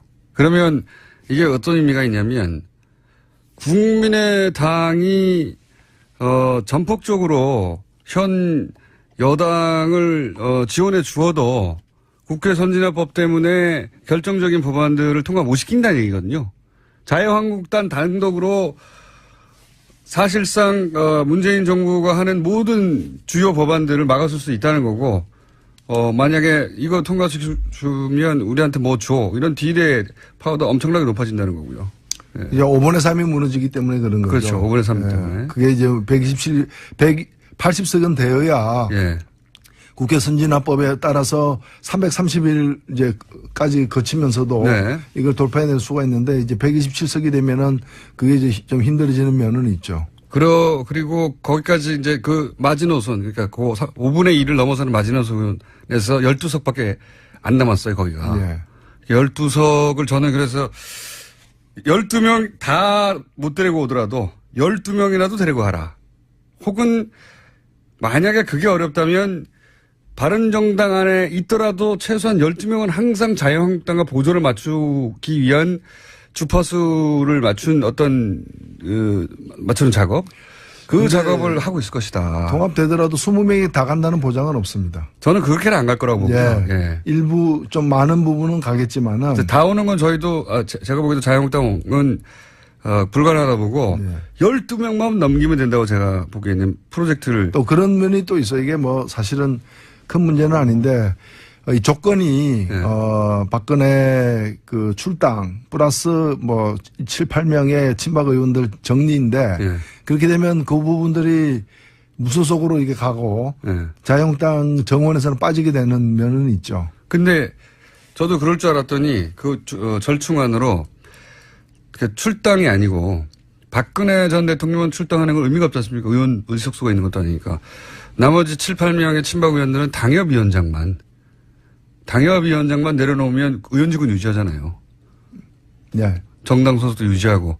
당협위원장 내렸으니까 그걸로 이제 친박은 청산된 걸로 하고 당협위원장을 내려놓는 것도 작은 일은 아닙니다. 현직 의원으로. 하지만 출당하고는 다르고 그리고 당적은 유지하는 거니까 그 정도로 타협하고 예를 들어 주용 대표적인 통합파인 주영 원내대표가 이렇게 그러면 같이 손잡고 가자든가. 목욕하라 그러니까 양복만 갈아입고 나온 거네. 아니 방금 표현은 평상시에 그런 표현을 쓰십니까? 아니요. 순간적으로? 저도 처음 들었습니다. 저도 처음. 이게 천재들이 있습니다. 가끔 보면. 예. 천재들. 그래서 이게 이제 천재들 앞에서는 무릎을 꿇어야 된다. 노력으로 달성할 수가 없다. 목욕하라고 했더니 양복만 갈아입고 나왔다. 그런 셈이죠. 예. 그러는 갈등의 출발선에 서서 지금 힘겨루기를 하고 있는 상황이죠. 예. 그렇죠. 예. 정확하게 말씀하신 것 같아요. 자, 이런 상황입니다. 자, 첼로 연주 잘 돼 가시는지 여쭤보고. 자, 입당원서 빨리 쓰십시오. 다음 주에 입당원서를 하나 갖다 주시면 제가 그거를 도장만 안 찍은 채로 쓰고 그걸 밀당을 하죠, 밀당을. 제가 이제 선 없는 첼로를 갖고 와야 되는데. 없는 첼로라. 오늘 여기까지 하겠습니다. 지금까지 노회찬 원내대표였습니다. 감사합니다. 네, 감사합니다.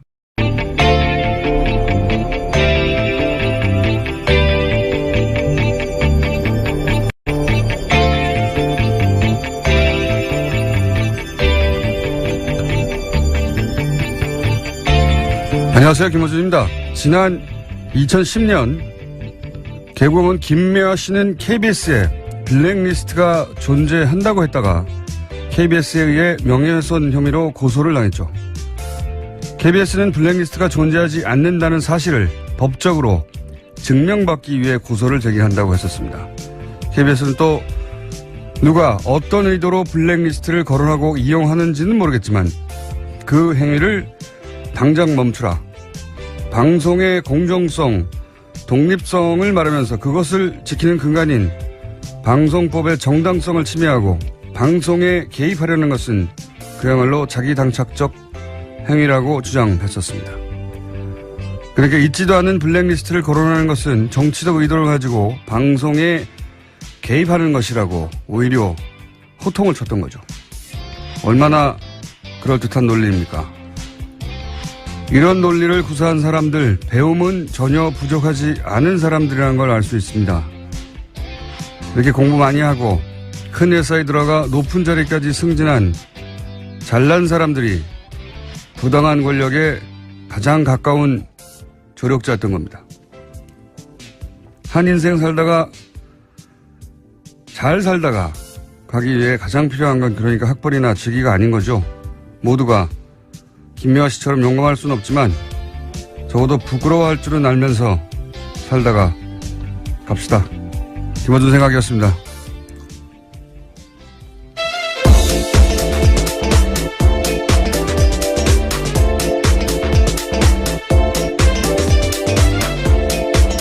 시사인의 김은지입니다. 네. KBS 이게 거의 7, 8년 전인데 KBS가 김미화 씨 고소했던 게 이제 그렇죠. 블랙리스트 없는데 있다고 김미화 씨가 주장했다고 이제 고소한 거잖아요. 김미화 씨를 그때 굉장히 몰아붙였습니다. 저도 네. 기억이 나는데요. 그러면서 제가 지금 오프닝에서 했던 이야기들 뭐 굉장히 어렵고 현학적이고 그다음에 정정당당하며 우리는 누가 정치적 의도 가지고 블랙리스트를 말하는가, 그들은 누군가 막 이런 거 확 장황하게 썼어요. 성명도 내고 보도자료도 내고. 읽으면서 참 그럴듯하다. 제가 다시 읽어보면서 이제 블랙리스트가 존재한다는 게 이제 나왔잖아요.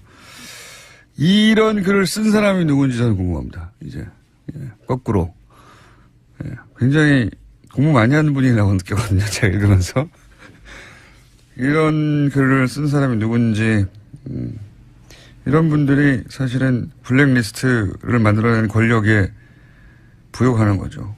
지금도 잘 먹고 잘 살 거라고 보는데. 하여튼 그런 생각이 들었습니다. 예. 블랙리스트의 존재를 찾아내는 게 다가 아닌 거죠. 예. 네, 그렇죠. 이제 수사가 시작되기도 했고요. 이 부당한 권력은 혼자서 살아갈 수 없거든요. 옆에서 꼭 조력자가 있어야 돼요. 예. 자, 오늘도 뉴스가 많습니다. 첫 번째 뉴스는요. 네, 어제 김명수 대법원장 후보자에 대한 인사청문회가 열렸습니다. 오늘까지 이어지는데요. 어제는 과거 인사청문회에서 주로 쟁점이 되던 재산, 병역, 표절 이러한 문제들이 전혀 제기되지 않았습니다. 대신에 자유한국당 의원들이 김 후보자의 경력과 경륜을 주로 문제 삼았습니다. 곽상도 의원 같은 경우에는 경험과 경륜이 부족한 분이 대법원장으로 들어가면 초보 운전자가 운전하는 것과 마찬가지다라고 주장했고요. 장제원 의원은 춘천경찰서장이 경찰 총수가 되고 육군준장이 육군참모총장을 하는 셈이라면서 이런 것들은 쿠데타 이후에나 있는 것이다라고 비난했습니다. 그러니까 이제 초점이 경험, 경륜이 부족하다 이런 거네요. 네, 평생 법관을 하신 분인데. 네, 그렇죠. 근데 이건 제가 보기에는 그 정당 뿌리가 군인 하다가 대통령 된 사람이 셋이나 되는 그런 곳에서 할 말은 아니지 않습니까? 박정희, 전두환, 노태우 전부 다 뭐 평생 정치하다가 대통령 됐나요? 예. 군인 하다가 바로 대통령 되는 사람들인데. 예. 경력이 부족하다라는 지적도요 굉장히 권위적인 발언입니다. 충분히 법관 생활을 오래 했던 사람에게 이런 식의 이야기를 할 수 없는 거죠. 아니, 공개적으로. 평생 법관을 했죠. 예. 평생 법관을 했는데 최근 9년간만 따져서 예를 들어서 대법관이 못됐다 이거 아닙니까? 자랑스러운 거예요. 대법관 출신이 아니라는 점 때문에 지금 네. 문제 제기를 하고 있는 건데요. 이에 대해서 어제 김명수 후보자가 자신의 입장을 밝혔는데 우려는 알겠지만 지금 시대에서 요구하는 대법원장 상이 그런 권위와 경력을 가져야 하는지 의문이다라고 맞받았습니다. 아니면 자유한국당에 있는 의원들은 평생 정치만 하다가 됐나요? 대부분 딴 거 하러 영입된 사람들이에요. 이게 저는 이 논점 이게 공격 포인트가 된다고 생각한 게 바본가? 이런 생각하는 게, 아니, 곽상도 의원 본인은 평생 정치만 했습니까? 검찰 출신 아니에요? 예, 심지어 평생 판사 일만 했습니다. 이 후보자는요. 네. 곽상도 의원 본인도 직접, 검찰이에요, 검찰. 정치 검찰이어서 정치를 했다고 할래나요? 어쨌든, 저는 이게 공격 포인트라 생각하는 건 좀, 이게 먹힐 거라고 생각하는 건 사람들에게. 이해가 안 가는데, 곽상도 의원하고 그래서 이제 이재정 의원하고 또 말다툼도 있지 않았습니까? 이 건 가지고? 예, 어제 이재정 의원이 곽상도 의원이 그런 지적을 할 자격이 없다는 취지의 말을 하면서요, 과거 사건에 대해서 언급을 한 건데. 잠깐만요. 저희, PD들이 그 컷을 따놨나요? 예. 네. 웬일입니까? 일을 다 했네요. 네. 먼저 들어보겠습니다. 유서대필 조작 사건 잘 알고 계시지요? 예, 들은 바 있습니다. 예. 최근에 국가배상 청구 소송에서 원고 일부 승소 판결을 하였는데요. 당시 검사들은 피고인에게 유리한 증거들을 수사 목록에서 배제하는 등의 적극적 행위까지 가담을 하였는데 모두 면죄부를 받았습니다. 역사 안에서는 국민들의 판단에서는 유죄입니다. 안종택, 남기춘, 임철, 곽상도, 윤석만, 박경순 검사 등 관여 검사들은 모두 역사적으로 유죄입니다. 예, 그러니까 그러한 문제 제기를 할 자격이 없다라는 취지의 이야기인 겁니다. 아니, 그 유서대필 사건. 예. 사건의 그 담당 검사 아니었냐. 당신은 곽상도 의원에게 그렇게 대받아친 거네요, 이게. 그렇죠. 사법부의 오욕의 역사가 있는데 그러한 참가자였다라는 취지의 지적인 거죠.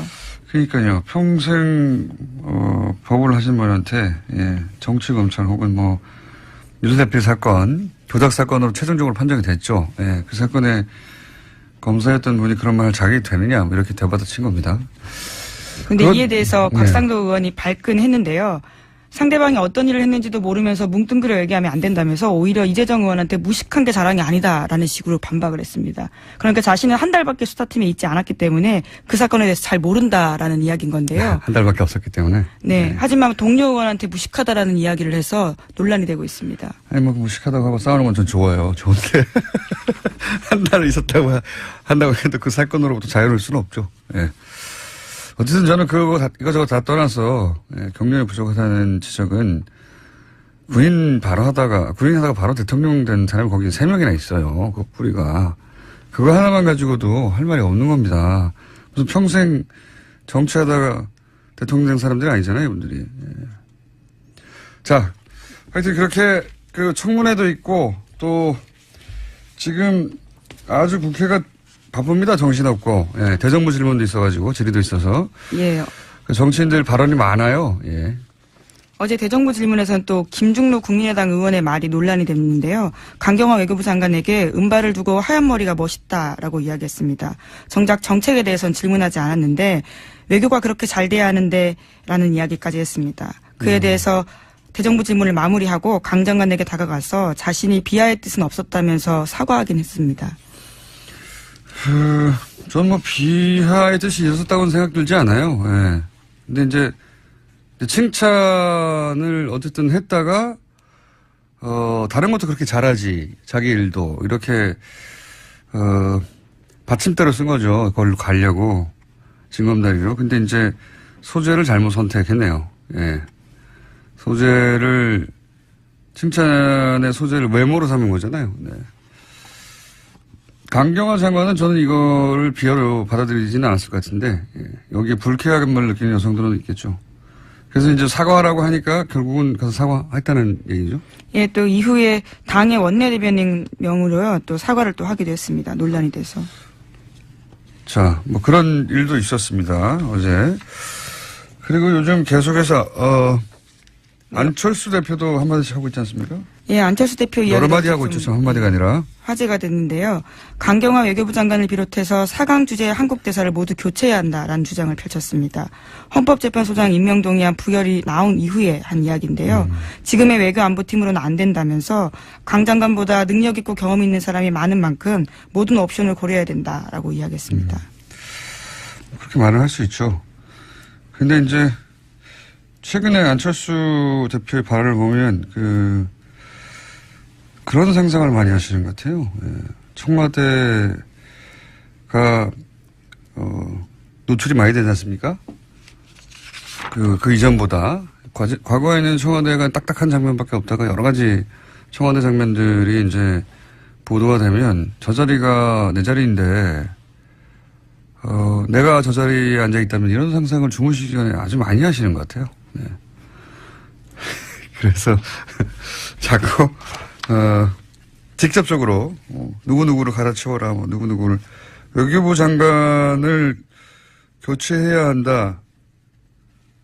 구체적으로 외교부 장관이 뭐뭐뭐를 잘못했기 때문에 결정적으로는 말은 없어요. 네. 어쨌든 대표님, 안철수 대표님도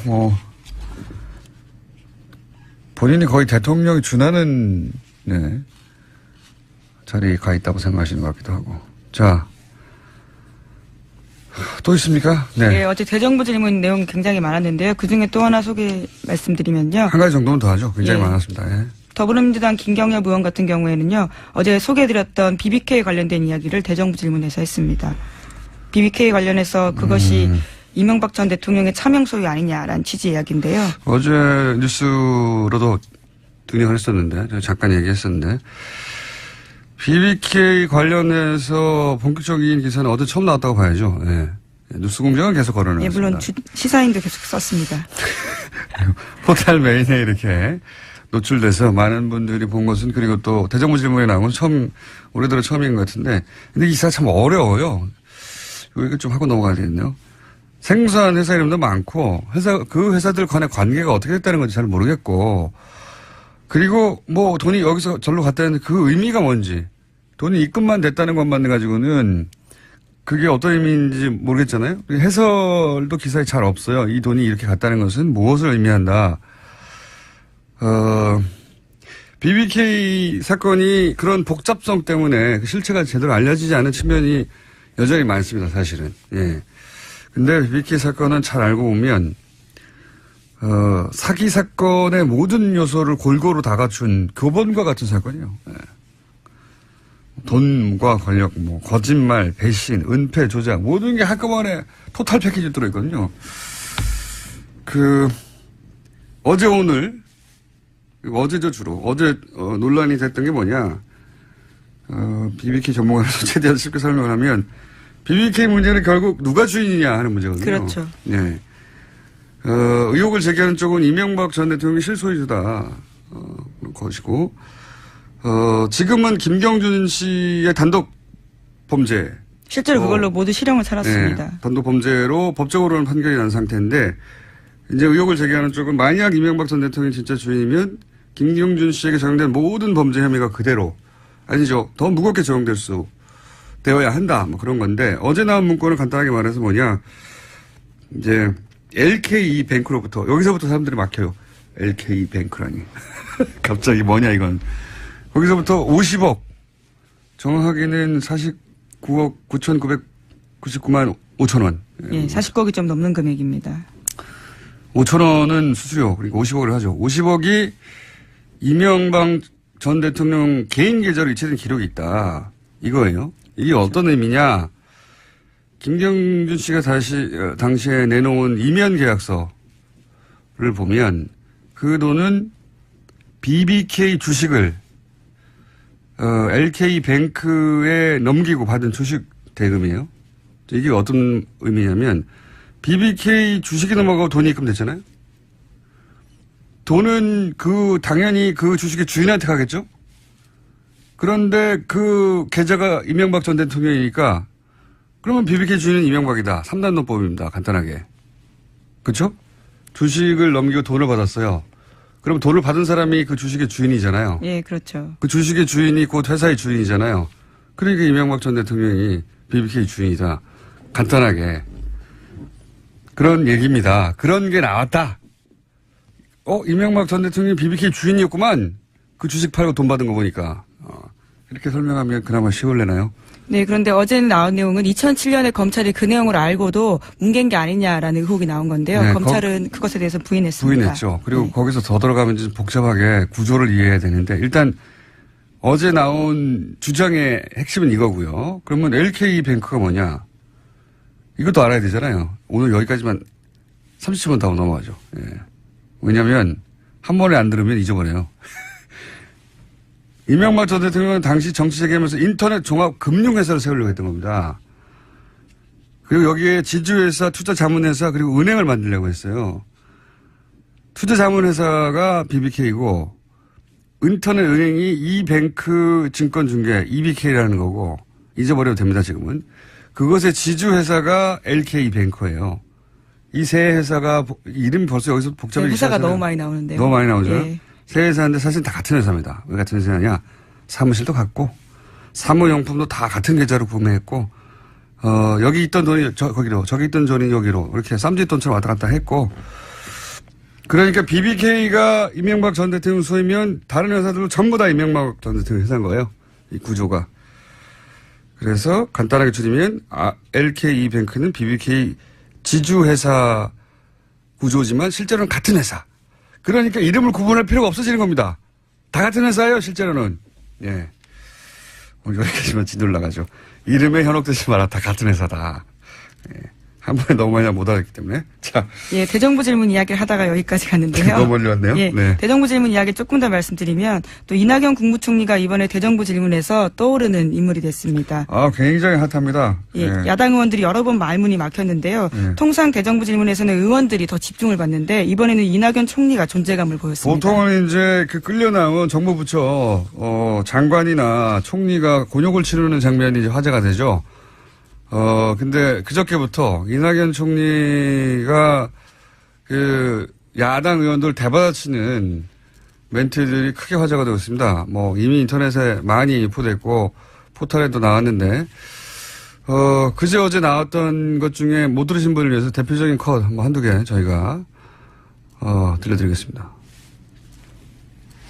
총리께서는 지금 수십조씩이나 퍼붓고 있는 복지 예산을 늘릴 때라고 생각하십니까? 안보 예산을 늘릴 때라고 생각하십니까? 안보 예산도 필요한 건 늘려야 되겠죠. 그리고 그 복지 예산 늘어난 것은 대부분 지난 대선 때 모든 정당들이 공통으로 공약했던 사항들이 먼저 이행되고 있다는 말씀을 드립니다. 예, 총리 들어가십시오. 최근에 MBC, KBS 불공정 보도 보신 적 있습니까? 어떤 보도입니까? KBS나 MBC에서 불공정한 보도를 한 걸 혹시 기억나시거나 본 게 있습니까? 잘 안 봅니다. 네. 안 보십니까? 네. 꽤 오래전부터 좀 더 공정한 채널을 보고 있습니다. 아주 답변이 촌철살인이에요. 그 속에. 예, 첫 번째 이야기는 바른정당의 김무성 의원의 질문이었고요. 두 네. 번째는 자유한국당의 박대출 의원의 질문이었습니다. 지금 복지가 중요하냐, 안보가 중요하냐, 복지에서 너무 많이 쓰는 거 아니냐 그랬더니 그거 다 공약에 있는 것 중에 같이 공통적인 것만 해가 다 공약을 내세웠던 거라는 거죠. 예, 김무성 의원의 대답이 더 재미있습니다. 그러니까 네. 들어가라고 이야기하거든요. 네, 그렇군요. 들어가십시오. 그게 더 재밌었고. 그리고 KBS, MBC 불공정 보도를 하는데 뭐가 불공정 보도냐. 그러면 뭐라도 하나 예를 들면 그걸 가지고 그게 왜 불공정이냐 이렇게 공격하려고 이제 프레임을 짜왔죠. 근데 안 봤습니다. 안 봤습니다. 보다 공정한 방송을 오래전부터 보고 있습니다. 네. 그 외에도 아주 많습니다. 네. 이게 이제 들려드리는 거는 화제가 되기 시작한 그저께. 네, 그렇죠. 네, 발언들이고, 어제도, 화제가 된 발언들이 많은데, 오늘 시간이 별로 없네요. 예. 그건 저희가 또 내일 모아서 한번 들려드릴까요? 뭐가 더 있다고 지금 저희 PD들이 자기들이 일 잘했다 이거죠. 예, 고생을 많이 하십니다. 아침마다 얼마나 고생하시는지 제가 늘 보는데요. 그럼 하나만 더. 예. 저렇게 자기들이 잘했다고 막 팔을 흔들고 빨리 틀어야 된다고 하는 경우는 거의 없거든요. 보통. 어제도 화제가 됐으니까요. 네, 눈 감고 자고 있기 때문에 보통 방송 시작되면. 자, 번개도 잘 안 나오고. 자, 그러면 어제 화제가 된 거, 한두 토막 들려드리겠습니다. 9월 4일 우리 정부는 한미 두 정상이 전화 통화에서 미사일 탄두, 방금 말씀하신 중량 해제에 합의했다고 발표했습니다. 그러나 백악관은 한국 정부가 미국산 첨단 무기를 대량 구매하는 것을 승인했다. 이렇게 발표했습니다. 우리 정부는 왜 이 사실을 숨깁니까? 모든 것을 공개하고 소통한다는 문재인 정부가 이래서 되겠습니까? 그 당시에 두 정상의 통화에서 합의된 것은 삼축 체계의 조기 구축을 포함한 국방력 강화의 필요성에 대해서 원칙적인 합의를 했습니다. 구체적인 무기 구매에 대해서는 언급이 없었습니다. 박 의원님께서 한국 청와대보다 미국 백악관을 더 신뢰하지는 않으시리라고. 그렇습니다. 저는 지금까지 백악관 발표가 다 맞는 거예요. 네. 자. 박지원 의원의 질문에 이낙연 국무총리가 대답하는 내용이었습니다. 네, 굉장히 많이 준비한 줄 알았더니 또 PD가 겨우 하나 준비했어. 어제. 여러 개 준비하신 걸 알고 있습니다. 자, 하여튼 정치권에서 이렇게 대정부 질의하고 그리고 청문회 하는 게 과거에는 이렇게까지 조명을 받지는 않았어요. 그런데 이제 공방도 재미있고 그 안에 이제 해악도 좀 있고 그리고 쟁점들도 등장해서 이런 대정부 질의 혹은 반박 또는 뭐 주고받는 공방들이 꽤 화제가 되고 있어서 좀 재밌는 현상입니다. 그리고 총리가 스타가 되는 경우는 잘 없거든요. 아무래도 주로 방어의 역할을 하기 때문에요. 총리는 아니기 때문에 단하건 무난한 얘기를 개별 장관이 또 따로 있잖아요. 예, 개별 부처 그렇죠. 장관이. 거긴 좀 첨예해도 장관은 좀 포괄적이고 무난한 답변을 하기 마련인데 그 무난한 답변을 안 한 건 아니에요. 무난하게 답변했는데도 불구하고 그 안에 이제 짧은 해악 촌철살인 혹은 반론 상대방 질의하는 사람 분명히 크게 준비한 질문이고 함정에 빠뜨리려고 하는 건데 그걸 대받아서 상대를 함정에 빠뜨려서 아주 최근 인기가 급상승하고 있습니다. 네. 저희 방송에 한번 모셔보겠습니다. 총리님? 방송 듣고 계시면 연락을 드릴 테니까, 예. 자, 다음 뉴스는요, 한두 가지 정도 더 할 수 있을 것 같습니다. 네, 그제 청문회를 마친 박성진 후보자 인사청문 보고서 채택이 오늘 오전으로 미뤄졌습니다. 야3당은 부적격으로 결론을 냈는데 여당이 최종 조율을 위해서 시간을 달라고 요청했기 때문입니다. 앞서 여당 청문위원들 회의에서도 부적격 의견이 다수였다라고 하는데요. 청와대에서도 고심이 깊어서 관계자 말로 SBS와 인터뷰에서 후보자가 자신에게 주어진 법적 시간을 활용하길 바란다라는 멘트도 나왔습니다. 우리나라에 뭐 종교부가 있는 건 아니잖아요. 그러니까 이게 특히 중소 벤처 기업 이러면 이제 꼭 그런 건 아니지만 IT 쪽에 관련 업체들 혹은 뭐 업무들이 많을 텐데 이제 기본적으로 그런 과학을 한 사람들은 모욕적으로 들릴 정도의 발언이죠. 예를 들어서 뭐 지구 나이가 얼마나 됐냐? 6,000년이라는 발언을 했습니다. 제가 보기에는 이분이 과연 여당 내에서 지지를 받겠는가. 다른 부처는 또 모르겠습니다만 무려 장관인데요. 중소벤처기업부인데요. 그리고 자 그렇고요. 6,000년 이거는 아니지 않습니까? 이렇게 말하는 건 자신의 신앙을 개인적으로 믿는 건 상관없는데 어쨌든 청문회 자리에 나와서도 그렇게 공개적으로 얘기했다는 것이고 청문회 자리에서 이 정도로 얘기했다면 자신의 종교가 모든 분야에 영향을 미친다고 봐야죠. 이렇게 믿는다면.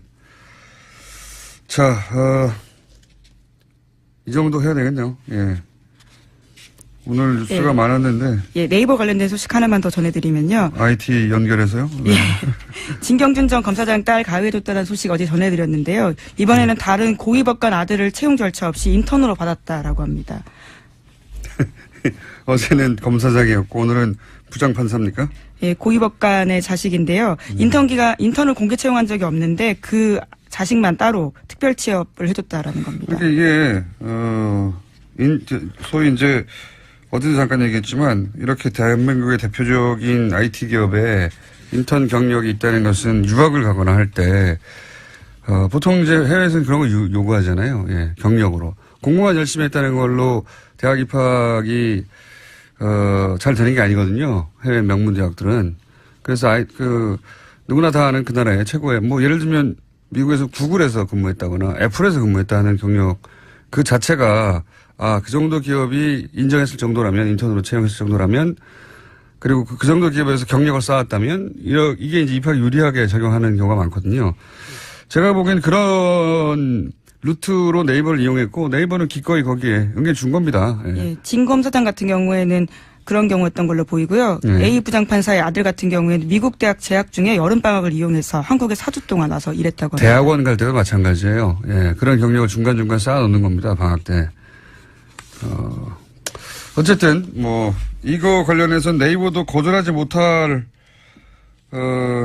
상대가 아니었겠는가 이렇게 생각할 수도 있지만 부장판사가 네이버보다 힘이 세다고 저는 보지는 않습니다. 당연히. 예. 대통령도 아니고요. 자, 서로 주고받은 점이 있겠죠. 여기까지 하겠습니다. 시사인의 김은지였습니다. 감사합니다. 국군의 날은 10월 1일이죠. 그런데 이날이 아니라 이번 주 일요일 9월 17일로 변경해야 한다는 주장이 등장하기 시작했습니다. 어제 대정부 질의에서도 국무총리 상대로 이 질문이 나왔었는데 국군의 변경을 주장하시는 분입니다. 이준식 근현대사 기념관 관장님 나오셨습니다. 안녕하십니까? 예, 안녕하세요. 예. 9월 17일이 무슨 날입니까? 예, 임시정부 산하 국군인 한국광복군이 창군된 날입니다. 광복군 창건이라. 아하. 그러니까 이제 국군이 아니라 광복군 이제 독립운동을 하던 광복군이 처음 만들어진 날이 국군의 날이어야 하는 거 아니냐 이런 얘기네요 한마디로. 뭐 설득되려고 하는데 그 말을 듣자마자 설득되려고 하는데 그게 그러면 언제입니까?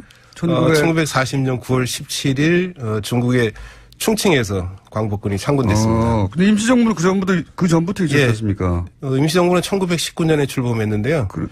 그래서 그걸 건국으로 봐야 된다 뭐 이렇게. 뭐 요즘 뭐 그런 얘기도 나오고 있죠. 저는 뭐 개인적으로 건국이란 말은 별로 좋아하지 않습니다만은. 그러니까 1919년 중국에서 임시정부가 출범했는데 임시정부가 1920년에 바로 독립전쟁 원년이라는 걸 선포합니다. 그러니까 1920년에 우리가 일제에게 전쟁에서 져서 국권을 빼앗겼으니까 독립을 이루기 위해서는 다시 일본과 전쟁을 해야 된다. 그래서 독립전쟁이라고 그러고 1920년이 독립전쟁 첫 해다. 그러니까 전쟁을 하려면 군대가 필요하지 않겠습니까? 그래서 이제 임시정부 산하의 국군을 만들겠다는 구상에 착수를 하는데 당시 뭐 중국이 남의 땅이니까요. 남의 땅에서 군대를 만드는 게 결코 쉬운 일이 아니었습니다.